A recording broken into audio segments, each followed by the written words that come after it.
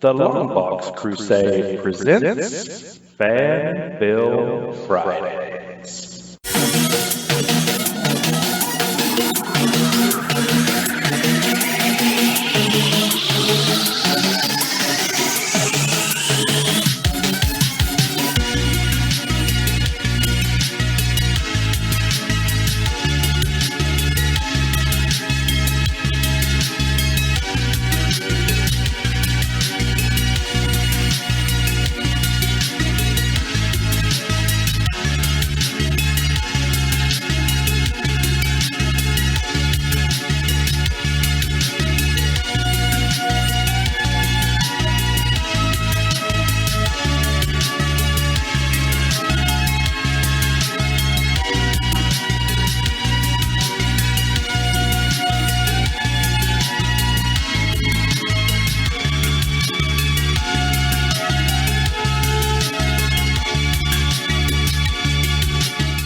Hello and welcome to another Fan Film Fridays. I am your host, Clinton Robinson. I am down here in the basement checking out the newest addition to Jarrod's collection of yard sale finds, an original Street Fighter II arcade machine.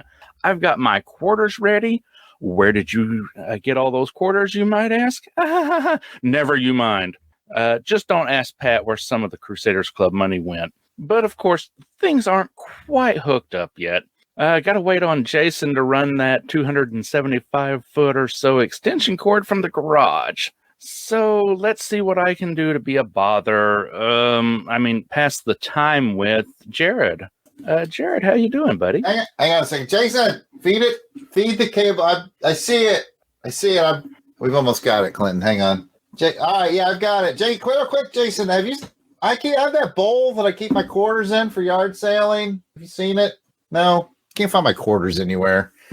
Hey, man, have you seen my yard sailing quarters bowl, have you? No. I have to, eat cereal out of a brown paper sack. There's no bowls down here. When were you upgraded to brown paper? Well, when paper ages, it kind of... I try not to think about it. Well, the good news is I can see Jason feeding the cable through, so we're going to be playing any second now. I'm just mad we didn't have room up on the main floor, so now we have to endure, what we call the basement smell. What do we play? You probably don't notice it because what you mean, lilacs and spring breeze, and summer rain. We'll go with that. But no, man. I hope you enjoy this machine we got going on. Be up any second now. And man, Street Fighter. Are you excited? Oh yeah. I love me some Street Fighter. I know you're kind of more of a Mortal Kombat guy, but yeah, I go back and forth. I do love Mortal Kombat, but man, Street Fighter was like everybody's first love. Like without Street Fighter, we wouldn't have had Mortal Kombat, right? Exactly. Popularized the fight game genre.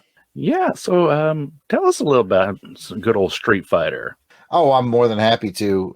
For those of you who are sort of like Clinton and I's age or older, you don't need this quick history of Street Fighter. You remember it.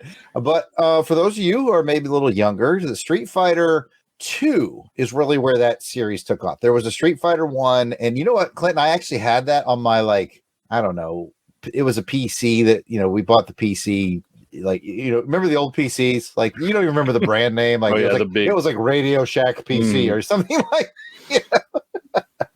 But there was a Street Fighter 1 game for it, and it was, a basic combat fighter, nothing special. But when they brought it to the arcade, Street Fighter 2 to the arcade, which in my research I discovered was in February of 1991, and that makes sense because that's when I remember seeing it sort of pop up at our local bowling alley when I was at Fort Bragg, North Carolina.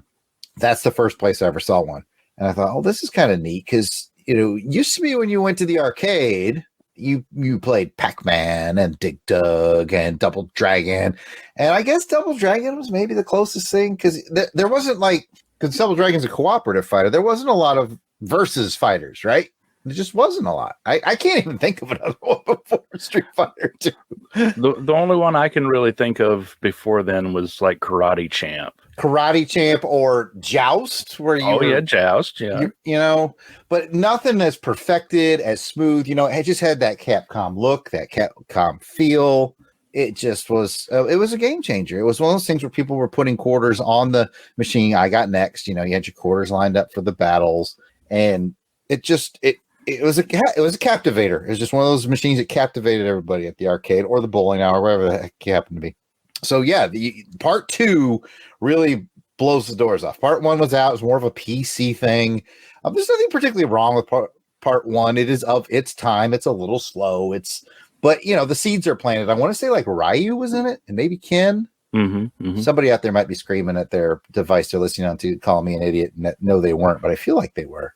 Been a long time since I played that game. But anyway, Street Fighter 2 becomes sort of the universe of it. And then that was 91. And then 92, I believe, or late 91, somewhere in there, it comes home on the not the N64. Don't let me get ahead of myself. On the Super Nintendo and the Sega Genesis. And I think that's how we really connected with it, you and I, Clinton, of our age.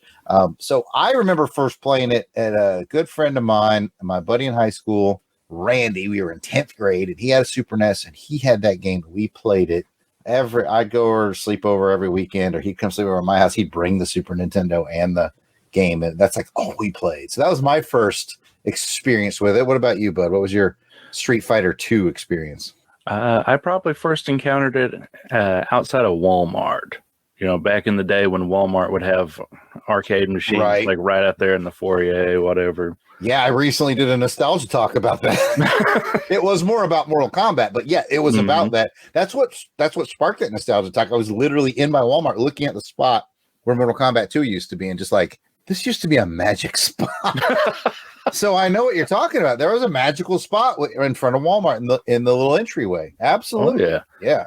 And I mean, I lost track of how many quarters I put in it. Probably a yard sales bowl full of quarters. How would you know exactly what that looks like? Just out of I just assume it is like the biggest possible bowl. Quarters in it. So what about bringing it home? Like I said, my buddy Randy had it, so that's my first like playing it at home. Did you have a friend who had it, or did you have it? Yeah, I had it. I made sure like that was the first time I followed like a home release date, everything. Oh, I had to have it. I had to have it. So my happy little self begged my mom to drive me, hoping Walmart would have it. Of course, Walmart didn't have it on the release date. What in the world was going on? Yeah, our local Walmart was like, nope, don't have it. We didn't get our copies in. So, we're hunting all around, and finally, Toys R Us has it. Yes. Toys R Us is guaranteed to have it. 1992. I dropped $80 on this thing on release date. I had a feeling it was one of those games that was like so popular that it was always like a little more expensive at Toys R Us, and then they kind of almost like put a few extra dollars premium on it because they knew everybody wanted $80. Damn. Yes, $80. And this was also my first experience with buyer's remorse, because I realized like the next week Walmart had it for $50. Oh, it was like, if I could have just waited, but no. Early 90s me still had no patience. No, that's, it was that killer app, you had to have it. Oh, luckily my friend had it, and I ended up getting it. It was more when I moved to 16-bit, I was more of a Genesis guy, and I got it on my Genesis. In fact, I was pretty excited. I'm not sure when this one came out. If I had to guess, closer to 1994 was when they released Super Street Fighter 2 with the new challengers. They added extra characters. That sounds about right. Yeah, 93, 94, somewhere in there, they did with Fei Long, Tomahawk, Cammy. Oh, crap, I'm going to remember them all. And DJ. Yes, I remember them all. So what you're saying essentially is that's like the next time all the LBC crew goes to like Heroes Con, that's going to be the cosplay lineup. Could be, yeah. Okay, who's going to be who? Well, Pat's going to be Cammy. Obviously. He's got the legs for it. He does. I just feel bad for him because he used to be a DJ. So, DJ would have been a nice one for him. But all right. We'll let him know. We'll let him down easy. Oh, goodness. So, yeah, that's, Street Fighter 2 was a thing. And, of course, Mortal Kombat got real popular right around the same time. Like, Mortal Kombat followed Street Fighter 2. It was basically about a year behind. And, the world was our video game combat oyster, man. We had two exceptionally good fighters. And I'm going to toss this out here on Fan Film Fridays for the record, okay? I'm going to say that Street Fighter 2, probably, let me be very specific, Super Street Fighter 2, because I like having the extra character, and Mortal Kombat 2. That's the pinnacle of fighting games. I don't know if they've ever gotten better. I could agree with that because between the two of those, that's probably where 90% of my my Super Nintendo playing went. Yeah. I mean, there's to this day, they're the most fun to play. Now, and I'm not saying that anything that came after it is bad or anything. There's plenty of good stuff. I mean, Marvel versus Capcom and X-Men, Children of the Atom, those are all really fun to play. But just it all springs from that 1992, 93 sweet spot, man. Oh yeah, and the sheer number of imitators that came out like right after Street Fighter 2.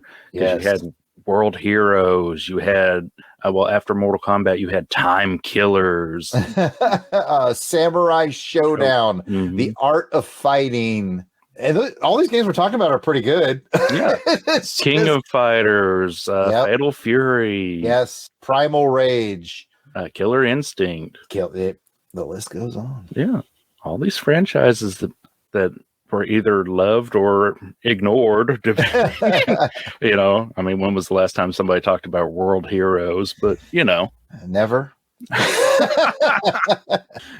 Oh, man, we could sit here and talk nostalgia on video games all day. That's right. This is nostalgia talk now, buddy.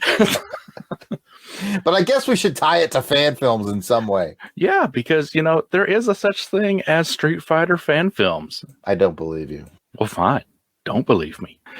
Oh, but really, though, I got to ask, even though you really like Street Fighter, do you like teen dramas? I think I see where you're going with this. Here's a funny thing, Clinton. I don't know. No, I don't normally gravitate toward teen dramas, with a significant exception. You watched every episode of Dawson's Creek. Gilmore Girls. No, I'm just kidding. Actually, let me not lie. Two exceptions. I'll get back to you on that. Most notable exceptions got to be Smallville. I watched Smallville appointment viewing. So definitely probably a slight connection to what we may be talking about soon between those two universes. Yeah. Okay. So you're telling me you were not a 90210 kind of guy? I've never seen a single episode of 90210. I've never seen a Dawson's Creek. I've never seen a Melrose Place. I let you down on that. I did. Yeah, you kind of have, because I really want to know what you would think if all your Street Fighter characters were in high school. If only there was some way for us to see what that might be like. Well, amazingly, there is. Street Fighter High. It is a 2010 fan film posted to the YouTube under Jennifer Zhang's channel. Listeners might remember Miss Jennifer Zhang. She played Cassandra Cain in the fan film Batman Death Wish. I told you she'd be coming back up, folks. For whatever reason, the film currently sports only around 881,000 views. This film is old enough that YouTube still had video length limits, so it was actually pushing things with its 10-minute runtime back then. Shocking, isn't it? Wow.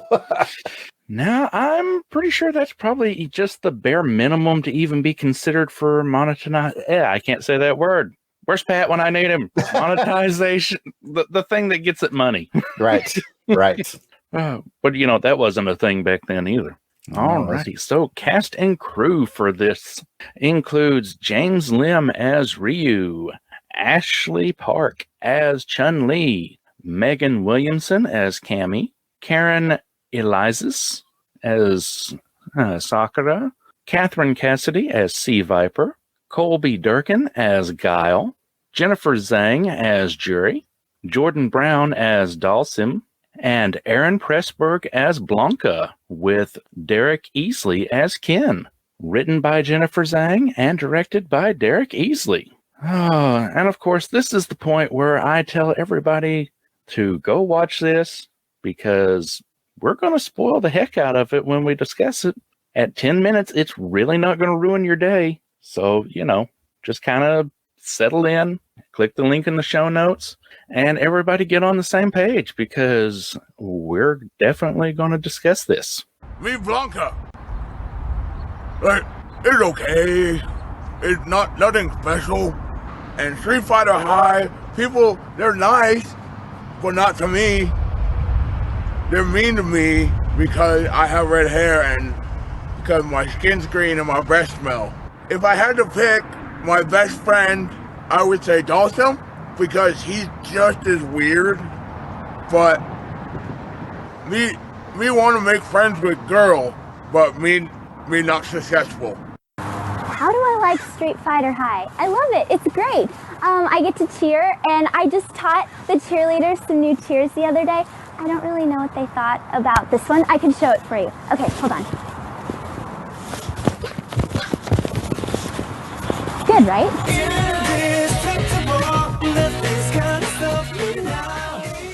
All right, everybody back good.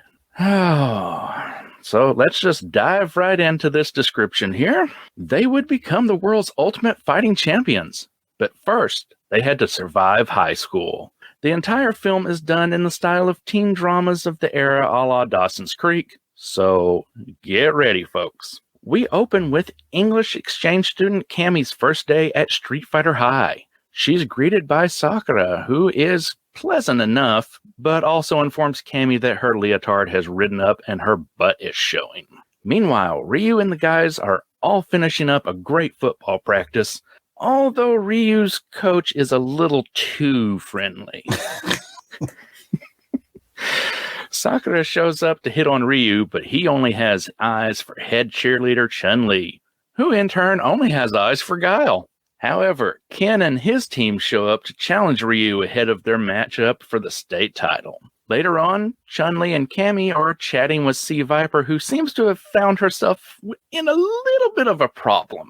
She's missed her period for about 8 months and has a very large baby bump. Yet somehow the other girls just aren't picking up the clues. Little LBC mystery there, folks. Enter the new girl, Jury. As we quickly learn, that girl is 5 flavors of messed up. She informs Dalsim he is her date to Guile's party. No arguments. Too bad Dalsim's buddy Blanca is still dateless. But apparently it's because he's a ginger. Right. Ryu overhears Guile and Chun-Li flirting back and forth and decides to vent his frustrations the only way a true Street Fighter can, by hecking up a car. After school, we see Blanca making a video blog about his day when Guile walks by and notices Blanca's guitar. Fast forward to Guile's party and Blanca is headlining the live band. Everyone gets really into it, even to the point of bras and panties being thrown on stage. And yet, everything grinds to a halt when Cammy's leotard gets tossed at Blanca and the entire party suddenly realizes Cammy is naked, at which point she runs away in embarrassment. And that, folks, in essence, is Street Fighter High. So, what are we thinking of this, Jarrod? Well, I didn't watch it, but if I did, these are probably the thoughts I would have. Oh, that bit never dies. It never dies. No, like I said, it's 10 minutes. It is 2010, and I'll start with the biggest positive. I thought was like just watching this fan-made thing that they kind of did the mashup between a teen romance drama thing, which is a very Smallville. Like I said, I watched a lot of Smallville, and it had a lot of those elements, And Smallville was on the WB, which I think was the home of Dawson's Creek, so they always kind of had that vibe. Watching this fan film kind of felt like if this had gotten pitched in, I think Smallville started in like 2001. Like if this got pitched in like 01 or 02, like it could have legitimately been a show. It could have legitimately been a WB show. It's a little, over the top because they realized they were doing a parody, right? And it's essentially however many, I don't remember how many scenes you just laid out, about 6, I would say, something like that. It's basically like 6 scenes that they thought were, this would be kind of clever with a Street Fighter twist, and they kind of put it all together and made this little 10-minute thing. So, I mean, does it hang together as this amazing, short film a la Batman Dead End? No, it's not of that nature, but it feels more like a pitch film. Like, this is something that could be done. And from that point of view, I was pretty convinced. I was like, if they made a Street Fighter High TV show of that era, yeah, I would have probably watched it. So that's my biggest takeaway is it felt like it could have been like a pitch, like a little 10-minute thing that they would show to like WB executives and say, hey, would you be interested in this? And if I was said executive, I'd be like, yes, I'm interested. That's the biggest compliment I have for it. And I do have other compliments, but like that's my highest note. Yeah, I'm with you, especially if they had pitched it kind of like as a, hey, we are definitely going to be complete parody. We're going to act like it's 100% serious while being goofy as all get out. Yeah. Yeah, we're going to treat it every bit as much as like a Dawson's Creek, just with these characters that have these, abilities. Mm. Yeah.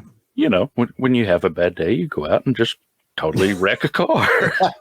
That was definitely a highlight for me because he was angry, and then I saw him walk up to that car, and I went, "Oh, here we go." Because everybody who plays Street Fighter 2 remembers like between the battles, there's the bonus round where you get to like smash a car, right? And they actually did that in Final Fight as well. Yeah, very a Capcom thing to do, I guess. And so they use some computer effects to make it look like he really trashed up that car, and it was fun. Like as soon as I saw him walk up, though, I was like, "This is pretty clever." These are people who clearly know the details of Street Fighter. Mm-hmm. Yeah, and you have to give them props because this is filmed on location at Whitney High School. I'm not sure where that is, but I mean, either way, it's filmed on location in an actual school. They didn't just like tape up some cardboard lockers or something. Yeah, locations are all legit. Some of the costuming better than others. I mean, yeah, it's a fan film, so I mean, it's getting Blanca with what they had. I think Blanca was actually pretty good. Yeah. I mean, to be fair, Blanca's just a guy with some body paint on, and it's admittedly not the most well done. It's pretty spotty in places. He's got some gag teeth in to make it look like he's got fangs, but I mean, for what it is, you could tell they were definitely trying to work within their budget, and so much of it probably went to the effects for the car. Probably, but I mean, it wasn't bad. It wasn't like, oh my gosh, this is so bad. Like you said, you realize that they're within a certain budget, and some costuming looked pretty good. Like particularly, I think Ryu's looked good, very good. Of course, Chun-Li's kind of felt like it was a sort of off the shelf that you could go pick up, but it was still, it was very accurate. So I did find some of the costuming back. I liked Guile's look. So yeah, there was multiple examples of like pretty decent, for low budget costuming. And I would say probably the strongest. I probably Ryu's looked the best, and I think the actor will just really fit well into it. I mean, he's like an athletic Asian dude who just looks good in the white gi with the red headband. He looks right. Oh, and Dalsim. Yeah. Dalsim looks incredible. Yeah, where did they find a dude that skinny? I don't know, and I think he was wearing some of those contacts that brighten his eyes a bit, and the guy went all in and I shaved his head. I believe either that or it's just bald guy. I don't know, but he looked good. Like, yeah, Ryu and Dalsim, I think, were definitely the standouts as far as costuming and look. Yeah, what did you think of the homages to like teen dramas and movies? Again, I don't see a lot of those things, so some of it might have been lost to me, but the specifics might have been lost to me. Like, it was very clear to me, the tone. Like I said, I'd seen enough Smallville. I'm aware enough about Dawson's Creek, that I got. Like, the only one that I just thought was, I mean, there's a lot of left field humor in it. Like I said, it feels like about 6 or 7 ideas that got stitched together to make a little compilation short. But the only one that I was kind of scratching my head was like, again, I'm not familiar with the character of Sea Viper. I think it probably shows up in Street Fighter 3 or 4, probably 4. I think this is all built around 4. So I don't know that character very well. So like, I wasn't I had questions like, is the character pregnant in the game? Are they just doing sort of every teen drama has a pregnant girl? In this case, it has to be Sea Viper. Like, that was the one I didn't quite get. In the game, she has a child. Okay, so there you go. Part of her character's arc in there is that she's doing stuff for her kid. That's awesome. I mean, like, I have Street Fighter 4. I've probably dabbled maybe a few minutes in it, but again, all my knowledge of Street Fighter really comes from 2. Yeah, it really comes from 2. Some stuff I know about, but I didn't know much about her. So you filled in the blank for me on that one. But see, like stuff like Chun-Li's Pink Lady's jacket, kind of, the Grease homage. Okay, that makes sense. Now that you mention it. Yeah. Grease is the word, Jarrod. Clearly. I've never seen Grease either. I'm sorry. Well, now I know what you're watching this weekend. I failed you again. You're not the first person to that needs to be on Action Film Face Off, sir. I'm not sure how many scenes would actually. I think John Travolta made it on there with Broken Arrow, so there's that. Oh, so do you have any parallels with Guile? Getting ready to ship out. Getting ready to ship out, yeah. Like, we all knew like a guy or two. Well, at least I know I did. They're like the guys who like did the pre-enlistment thing in high school, and I gotta go be a hero, and. Once you go through real military life like I have, you realize, most of those guys are like just filling sandbags, somewhere. I shouldn't phrase it like that. Sandbags need to be filled, but like, it's not glamorous. All right. It is not glamorous work the way they make it out to be. But yes, Guile is I like Guile. Guile's always been one of my favorite characters because, he's an Air Force guy. Okay. So what do you think about Blanca? In the film short or overall? Yeah, in the short, not in general. Okay.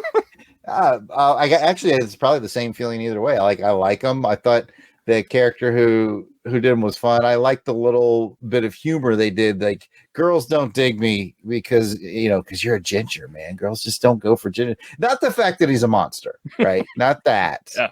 It's that he's a red-headed monster. That's what's putting him over, right? Yeah, for anybody who didn't watch the short, shame on you, and who has no idea what Street Fighter is, again, shame on you. You've had 30 years to catch up. Yeah, Blanca is this totally green, hairy man monster from the jungles of Brazil.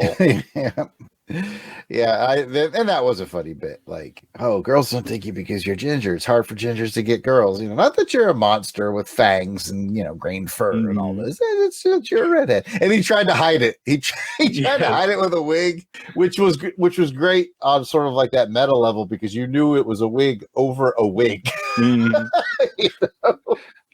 Then like we all knew, he picks up that guitar and he has that musical ability, and then the ladies love a guy with musical ability. He doesn't have to be the most handsome guy in the world, but I love it. But ladies love it. So he found his niche with the music. Oh yeah, and you kind of think Guile's just going to be this self-absorbed jerk when you first meet him, and then later on in the short, you're like, wait, he's willing to give Blanca a chance with the guitar. So, maybe he's kind of a nice guy and he just has that rough exterior. Yeah, they definitely did play that well, that he was likable, and which made life harder for Ryu, man. Mm-hmm. Yeah, and that again, that kind of plays into all the teen drama tropes. Jury and her whole messed up of, I'm going to take Dawson to the dance, to the party, whatever, because he's stretchy. She liked that. She liked that he was stretchy. Which was, right, yeah. Yeah. Jennifer Zhang really plays into the crazy aspect for Jury. So I got to ask, do you think the whole coach joke would play well today? There's probably a couple jokes in there that I was like, oh, this, like, I didn't know when it was shot. I was like, oh, this is older. Yeah. When it leads off with, Cammy showing her butt cheeks, at the beginning, and then like the coach who was just a little too into the team there. Yeah, these are all things that wouldn't fly, but I'd be lying. I'm old enough to have lived through that era, so I'd be lying if I didn't say I kind of laughed a little bit at them. Like, I will say this, like, so some of the jokes may be dated by today's standards, but one thing that I always kind of, a filter that I use, be it with this or with modern Hollywood, or whenever you see maybe even an older film, like great examples, Blazing Saddles. There's no way they'd make it today. There's no way they'd make it today. But if you go back and watch it, and pretty much everybody enjoys it, pretty much. but it's because this is the phrase I wanted to come back to. It never feels mean-spirited. Yeah. And that's the same vibe I got from this. I was like, these are some dated jokes, but they don't feel mean-spirited. Everyone's in on the joke, and right. And it's 100%, probably even like 250% over the top. Yeah. Exaggerated joke. So it's obviously humor. Yeah, it is. And doesn't have that mean spirit by it. I don't think anybody got, hurt by it. But yeah, it definitely felt dated. I kind of, and half the laughing I'm doing at the joke is like, oh, this is clearly an older, yeah, older joke. But yeah, I guess if you're super easily offended, it might not be for you. But I think even if you just have sort of a mild, you'll be fine. You'll be fine. You'll be okay. Yeah. It's the fact, like, the coach doesn't even try to hide it. We're going all the way to state. You, me, everybody, all the way. All the way. I mean, talk about all the access. No. in the looks that the guy, like, what, this guy's weird, Yeah. What is he talking about? Yeah, but yeah, no, it was a fun little film. People put time and effort into it, and yeah, it was enjoyable. Yeah. Okay, so I don't think I have any more notes on this one. Do you have any highs, lows, what this go back to? I think I hit pretty much everything, but I just would say to folks, like, through the conversation, you've discovered that this is very much a parody of teen drama. And I think it's important knowing that going in, like, that is the focus of it. If you want to watch a Street Fighter fan film because you want to see cool martial arts and like taking the action and combat seriously, this is not it. This is not what they're doing. Mm-hmm. It's teen drama of the early 2000s using Street Fighter characters, which again, after watching this, I thought, if this was a real show, if this was like the pitch video for a real show from that era, I would probably watch it. Just because it has just that enough bonkersness and quirkiness to make it interesting. Yeah. And on that note, if you are looking for a Street Fighter fan project that does have like all the action and everything, there was a movie that got released, probably about 6, 8, 10 years ago, maybe. I'm not sure, called Street Fighter Assassin's Fist, that allegedly started as a fan project, and Capcom got hold of it and was like, no, let's make this into a real thing. Oh, this is news to me. It's very cool and exciting. Yeah. I mean, it's like just a Ken, Ryu, Akuma kind of movie, but it's definitely good and got some really good martial arts action. Something that somebody has a little face-off kind of podcast about. Like there's action and the people face off on it. And... Interesting. Kind of dealing with movies. Go figure. Sounds like a good show to me. So, you think Jason's got that cord plugged in yet? It's hard to say with Jason, but yeah, it looks like the screen is flickering to life, so you might be in business here. Okay, so before we get over there and kind of start playing, I do appreciate you spending the time with me down here, Jarrod, passing a little bit of the time before everything gets ready to play. Let people know where else they can find you here on the network and such. Hey, no problem, man. And I love nothing more than to be near and dear to such a wonderful, wonderful arcade machine like Street Fighter 2. So it's nice to be down here. All right. So you can find me. I am at Yard Sale Artist on Twitter, Facebook, and Instagram. It's all at Yard Sale Artist. You can check out my artwares at www.theyardsaleartist.com. And of course, I am all over the network on all the variety of shows. So if you're not already subscribed to Longbox Crusade Network, where we're, talking comics and action films and old-timey movies and TV shows and all that stuff, come on board. Check out this whole Longbox Crusade. Let Fan Film Fridays be your gateway into the Longbox Crusade. Well, you come down to the basement and then work your way up, and in theory. Yeah, in theory. But, right now I'm going to go play some Street Fighter 2. I mean, I'm going to grab my bowl of quarters here and wait, what?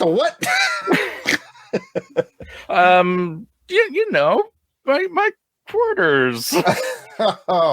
I have some suspicions. I'm gonna leave you to it. You've been so lonely down here for so long that I think you deserve some Street Fighter time. So I'm just gonna head upstairs and lock the door behind me, and let you just enjoy this. All right, and Jarrod, this isn't an arcade machine. This is a Super Nintendo with no controllers. Oh, but you can watch the start screen. Well, while I do that for the next however long there is power running down here, we'll take a quick promo break and I'll be back with some listener feedback.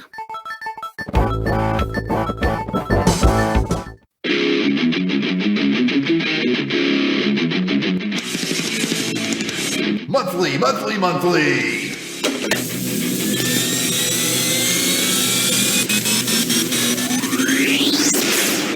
It's Action Film Face Off.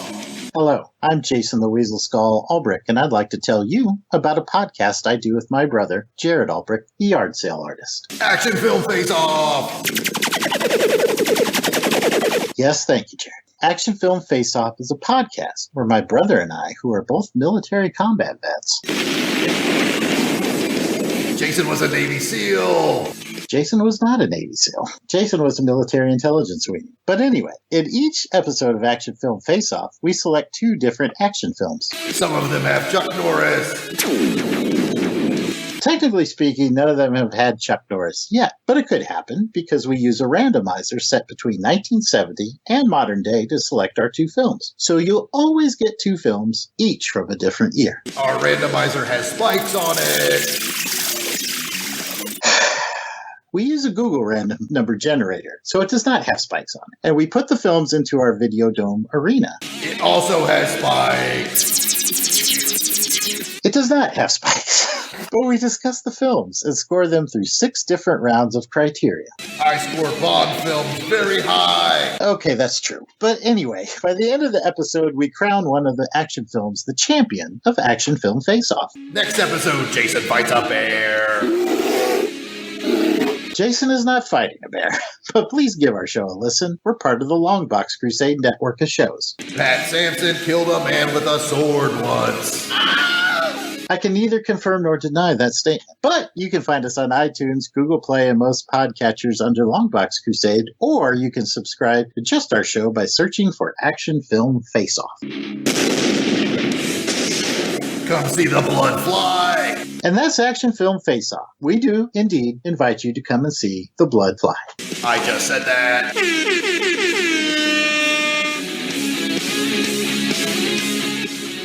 Hey everybody, thanks for sticking with me. Here is, of course, the feedback portion of the episode.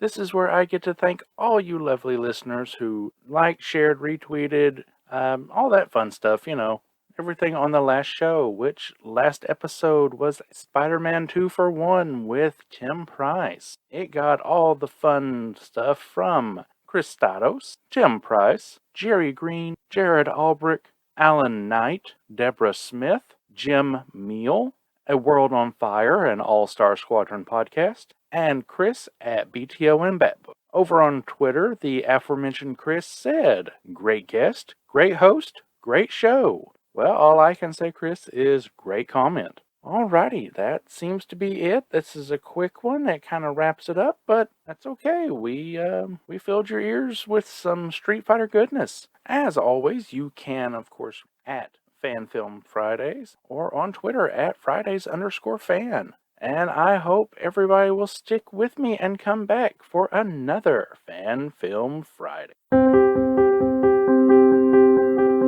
Today, you can take your telephone, your cell phone. You can make a movie on that. And if it's a really cool movie and it's funny and it's dramatic or whatever, you can post it on YouTube. If you want to make films and you want to tell stories, you can do it. After all art is experience. But if you're obsessed with film and you love to tell stories and you love working in that medium, then that'll give you the strength to be persistent. Gotta wait on Jason to run that 275-foot or so extension cord from the garage. So let's see what I can do to bother pass the time with Jason, this person. Damn it, do it again.